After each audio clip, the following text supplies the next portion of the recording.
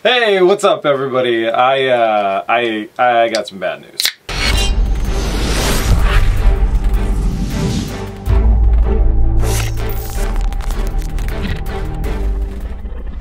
All right, guys, what's up? Like it says in the title, we did get scammed, and let me tell you right off the top. Luckily, it wasn't scammed financially. It was scammed for time and the belief that we had things happening that wasn't happening. So. I just want you guys to know that. So here's the reason that I'm telling you guys all this. You guys have been really awesome with supporting the Lotus build and the builds before, but the Evora build especially, buying the shirts, buying stickers, buying key tags, all that shit, and the sponsors that are sponsors of the channel and stuff like that. And I feel an obligation to be transparent, be as transparent as possible with you guys when something happens that's a stumbling point or a tripping point or whatever. And this definitely was one. So here's what happened. Long time ago, 4 months ago, I made an episode about how I was having a lot of trouble sourcing Lotus parts, parts for the Evora, and that a lot of them were like no ETA, like on restocking time, and that I was really upset that I had to cut the side panels off the car. And out of that, I made a lot of friends, I made a lot of contacts, and some of them were good, some of them were bad. On the good side, we got Robert from British racing group Lotus Garage. He helped me out big time. That's the reason we have the side panels and the rear bumper and other things like that. And he's been really great. So thank you, Robert, for all the help that you've given me. And he continues to be a good help with helping me look for these parts and help find me the parts. The guys over at Sport have been awesome, getting me those aftermarket custom parts, and it's just been really great. Now here's on the negative side. A person contacted me, said, "Hey, I own a shipping company. I ship automotive glass all over the country, and I know a guy that provides me with parts all the time, and he has a parts yard, and he has a Lotus Evora there. Let's see if we can get a roof for you from him."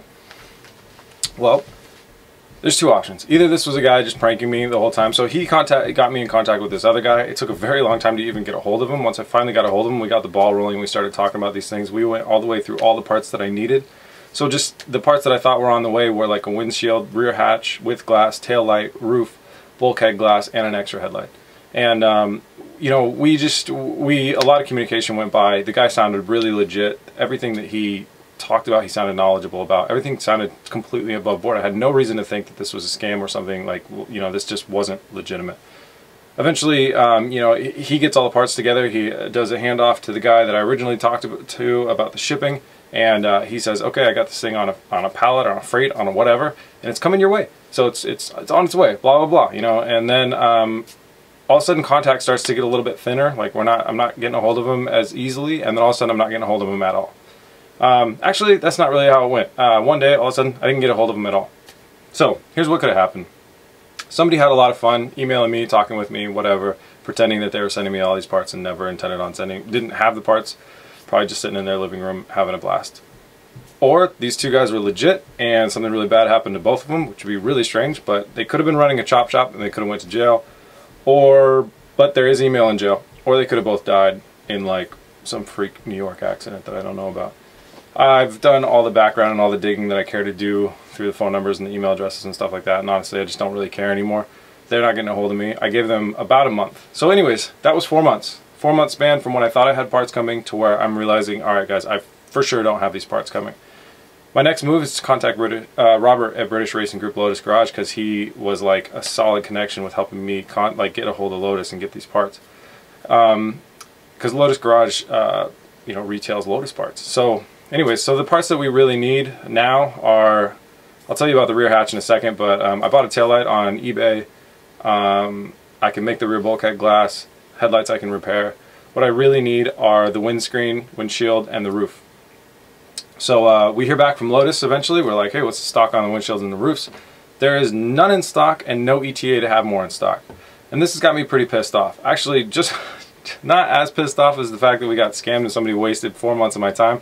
But the fact that that Lotus sells cars, the Evora, and doesn't supply them with replacement parts.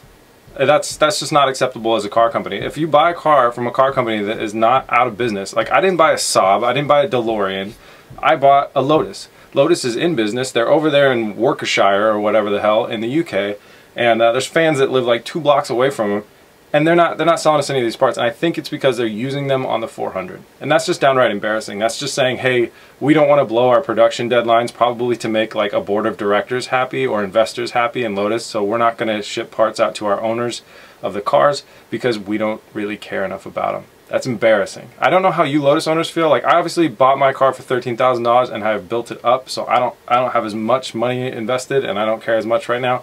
But imagine you bought an $80,000 or $90,000 car, or God forbid you're in another country and paid a higher import tax and you bought a $150,000 car.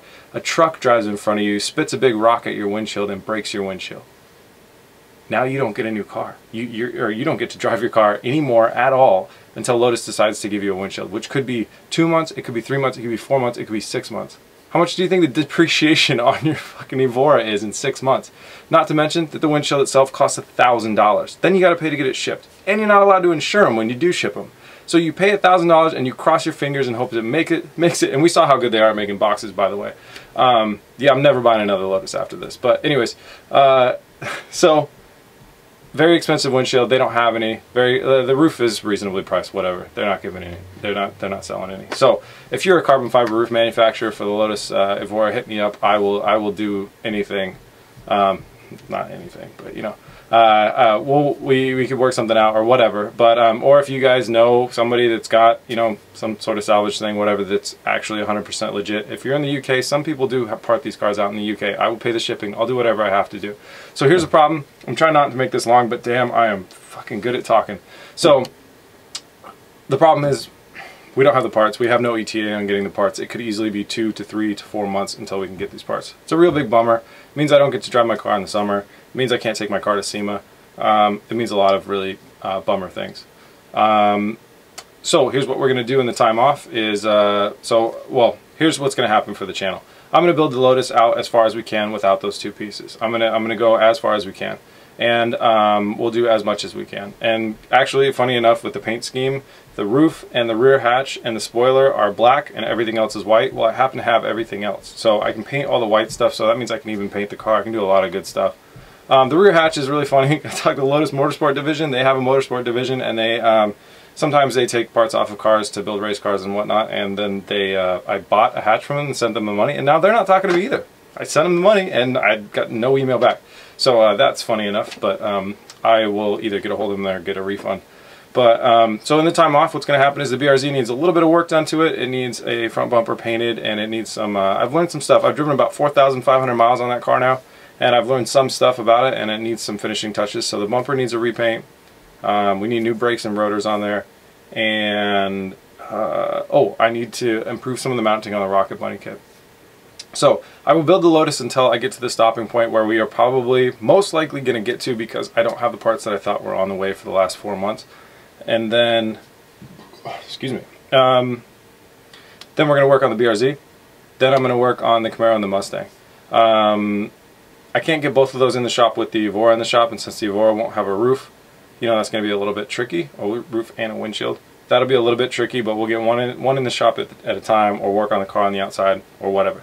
Alright guys, I have talked enough. I'm really sorry that happened. I'm sorry to everybody. I mean, I'm sorry to myself, but I'm sorry to everybody else. You know, you guys have been awesome, supporting, watching, sharing, liking, all the awesome stuff that we have, and this has just been a real bummer. But sometimes people are assholes. And use this as a lesson for you guys. If you're trying to source parts for a build or whatever, it can be tricky.